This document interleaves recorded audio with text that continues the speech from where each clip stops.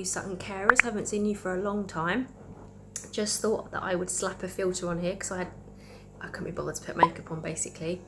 I know us carers don't always have time for all these luxuries, so I thought I would make a family favourite I haven't made for a long time, and it's called plum and almond tart. It's actually a Jamie Oliver recipe. My family absolutely love it, and I stopped making it when my husband stopped having sugar. So I now make it with a safe sweetener called, I use organic erythritol, but you can use any sweetener. You can use sugar if you prefer. So this is what I use. This is a mixture of real sugar and fake sugar.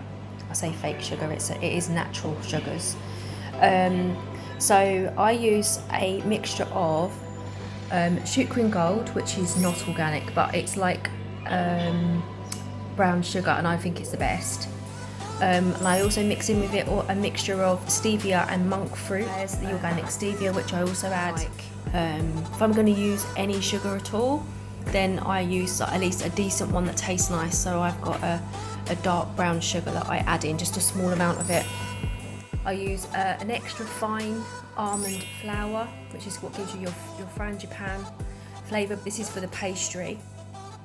And then I use ghee. Ghee actually has the lactose removed, so some people will use that as non-dairy because obviously the lactose is not in there.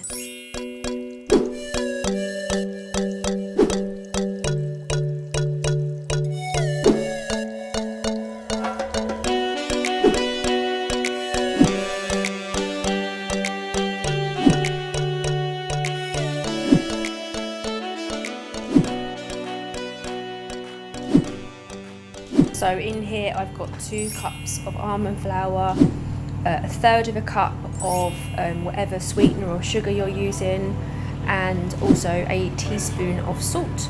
Sorry, not a teaspoon, a quarter of a teaspoon of salt, a sprinkling, and then you're going to mix all that together. When it is melted, you need to add in like about half a teaspoon of vanilla extract, which I'm just going to do right away. And then just mix that in first, so that when you put the butter into the ghee into the mixture, it's evenly combined. And we're just going to mix all this together, and then when we've mixed it all, we'll see what kind of texture we've got, because I have to adjust it each time. Like, it depends how big the egg is and stuff. And then we'll see how damp or crumbly it is and decide whether or not to add some extra liquid. So I always use Oatly because I prefer not to have too much dairy, but you can always add milk if you want to. When you've mixed it all together, you should have this mixture that is, as you can see, quite squishy and quite moist. I don't think I'm going to need to put any liquid into that. And then you need to lay out 2 pieces of parchment paper and make sure that the shiny side is the side that is going to touch the pastry, so that it doesn't stick, because this stuff sticks. So you need 2 pieces of parchment paper. I'll show you what I mean, and then you're going to get a rolling pin and you're going to roll it out between these 2 pieces of parchment paper. So this is what we've got. We look under here, we have a very squidgy, greasy pastry. You need to fill this and make sure that you've got the shiny side against the pastry on both sides. So this one would need to be the shiny side up as well, you can see it in the light. Otherwise it will stick. And I'm just going to go over here and get this beautiful rolling pin that my dad made me. And he passed away a couple of months ago, so I guess every time I use this now I will think of him.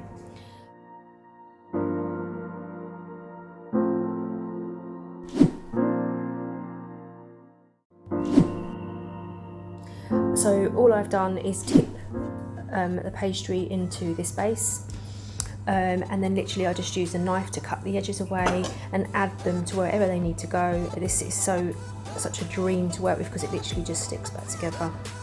And then you just take the edges away slightly to make it nice and neat, so it doesn't all stick. Obviously this has already been greased, and really important, just put quite a few holes into the bottom of this, because otherwise it swells up and ruins the bottom of your pastry base for your filling.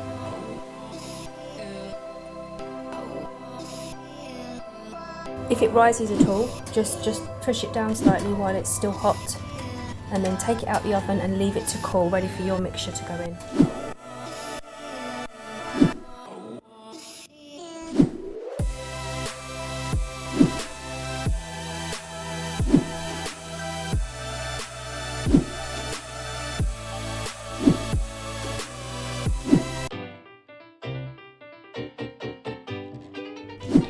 And then you literally throw the eggs and the butter and sugar into the bowl with the almond flour and mix it all together.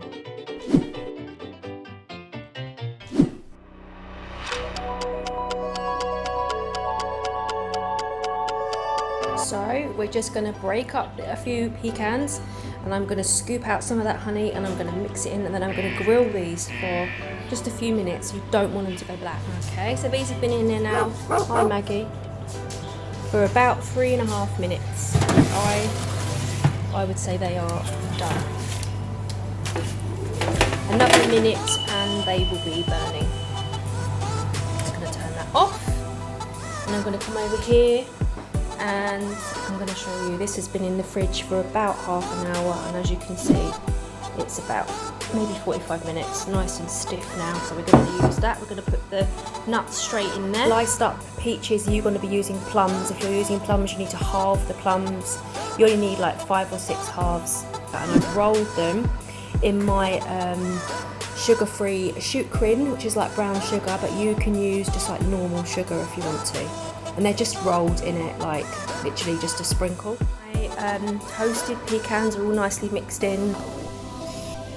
And yeah, so I'm just basically going to spoon this now into here, and then I'm going to push these in, and this is going to go in the oven on 180 for about an hour.